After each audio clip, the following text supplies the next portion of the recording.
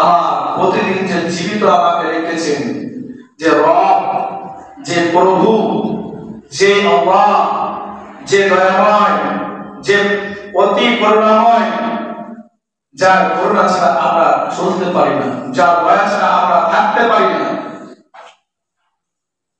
সে রবের নিকটে আমরা কি আজও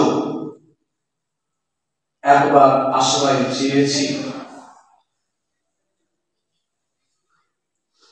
আশ্রয় মানে আপনি যে জায়গাটা থাকবেন, যে জায়গাটায় আছেন, যে জায়গাটাতে থাকছেন বর্তমান, সেই জায়গাটা আপনার সংরক্ষণ কিনা, সেই জায়গায় আপনি সুখে আছেন কিনা, সেই জায়গায় আপনি শান্তিতে বসবাস করতে পারছেন কিনা, সেই জায়গায় আপনি পাড়া প্রতিবেশীর কাছ থেকে সংরক্ষণ আছেন কিনা, সেই জায়গায় আপনি আপনার নিজের শরীরকে সংরক্ষণ সুস্থ রাখতে পেরেছেন কিনা, যে আবহাওয়া পাওয়ার পরে আপনার শরীর সতেজ আছে কিনা, আপনাকে আল্লাহ রাব্বুল আলামিন যে শরীরটা সুষম সুন্দর করে রেখেছে এটা সঠিকভাবে আছে কিনা, যে চোখের দৃষ্টিটা আপনি দেখছেন সেই চোখ আপনাকে দেখতে দিচ্ছে কিনা, যে জবান দিয়ে আপনি কথা বলছেন সেই জবান আপনার সংরক্ষণ আছে কিনা, যে কান দিয়ে আপনি শুনছেন সেই কানটা আপনাকে দিয়েছে কে, সেই কানটা সংরক্ষণ আছে কিনা, যে পা দিয়ে আপনি চলছেন এই পা আপনার সংরক্ষণ আছে কিনা, যে হাত দিয়ে খাবার খাচ্ছেন, যে আঙুলগুলোকে ব্যবহার করছেন সেগুলো আপনার সুস্থ আছে কিনা। আমরা পৃথিবীতে দেখি মানুষ রয়েছে, কারো হাত রয়েছে কিন্তু ওয়াকেজ, পা রয়েছে চলতে পারে না, চোখ রয়েছে দেখতে পায় না, কান আছে শুনতে পায় না, ব্রেন আছে বুঝতে পারে না, অন্তর দিয়েছে অনুভব করতে পারে না, এরপরে অসুখ বিসুখ সব সময় লেগে রয়েছে। তাহলে আমি কার কাছে চাইবো?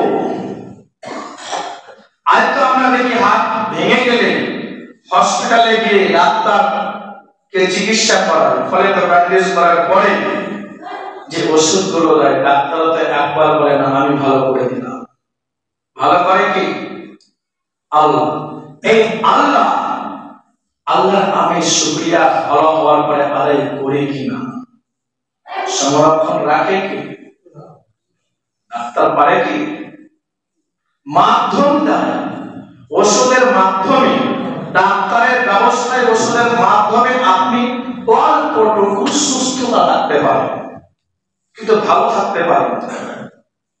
তাই আমাদের আশ্রয়, আমাদের ক্লেশ, আমাদের স্থান, আমার নিজের প্রবৃত্তিটা, আমার নাফস সুস্থ আছে কিনা, এর জন্য আমাকে আশ্রয় চাইতে হবে।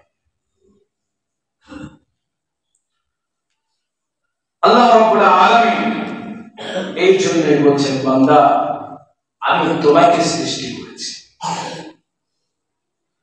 আমরা সৃষ্টিকার আল্লাহ। ওয়ানাফাখা ফীহি মির রূহিহি ওয়াজআলা লাকুমুস সামআ ওয়াল আবসারা ওয়াল আফইদা ক্বালিলাম মা তাশকুরুন।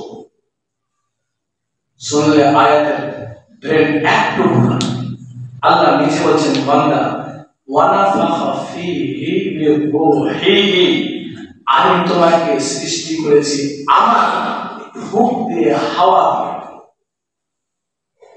আদম আলাইহিস সালামকে যখন আল্লাহ রাব্বুল আলামিন সৃষ্টি করলেন, মাটির আকৃতিতে একটা প্রতিমা, একটা পুতুল বানালেন, এর মধ্যে আল্লাহ রাব্বুল আলামিন ফুঁক দিয়েছিলেন। ফুঁক, ওই শব্দটা আল্লাহ বলেন ওয়ানাফাখা ফীহি মির রূহিহি, আমার রূহ থেকে, আমার আত্মা থেকে মানুষ আমি তোমাকে ফুঁক দিয়ে তৈরি করেছি।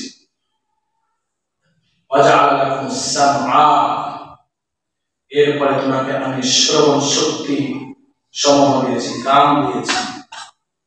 ওয়াল আবসারা, আমি দৃষ্টি চোখ দিয়েছি। আফইদা, এরপরে তোমাকে আমি অন্তর দিয়েছি। কান দিয়েছি, চোখ দিয়েছি, অন্তর দিয়েছে। কানে কতগুলো লাউড স্পিকার আছে আমি জানি কি? চোখে কতগুলো ক্যামেরা আছে জানি কি? মোবাইল ব্যবহার করি, দেখতে পাই যে মোবাইলের একটা ক্যামেরাতে হয়তো খুব ঝাপসা দেখায়, পরিষ্কার পরিচ্ছন্ন দেখায় না, কিন্তু আমার চোখ যেমন পৃথিবীর দৃশ্য, এই দৃশ্য আমার চোখ দেখতে পায়। কারণ কত কোটি ক্যামেরা লাগা আছে চোখে জানেন? অবাক হবে, একটা চোখে আল্লাহ রাব্বুল আলামিন 13 কোটি ক্যামেরা রেখেছে। দুটো চোখে 26 কোটি দিয়েছে কি আল্লাহ। 26 কোটি ক্যামেরা আল্লাহ রাব্বুল আলামিন আমাদের চোখে দিয়েছে। যেমন দৃশ্য, যেমন লেখা, যেমন পৃথিবীর দৃশ্য আমরা দেখতে পাই।